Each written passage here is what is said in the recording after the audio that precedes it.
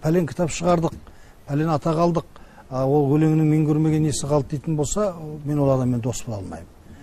Оны айтып жүрген адамдардың барында білемін, сондай түсінікпенен, сондай таным білікпенен өмір сүріп жатқандарды білем. Менің қателігім, бәлки сонда шығар, мен жоқ, талғамға талас бар деп есептеп өстім.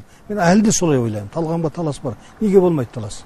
Қараңыз, талғамға талас жоқ деген не сөз ол? Сонда ана көрінген Халтуршиктің өлеңдерін оқи береміз бе?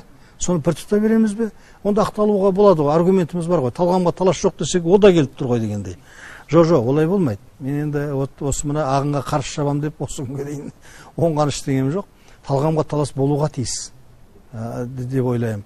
Сол тұрғыдан келген кезде мен мына аз жазғаным жазып қатырған жоқпын ғой. Өткен жол айттым, бір интервьюімде айттым ғой деймін. Менің қатарымның алдым 16 том кітаптары бар. 16 том, 12 том.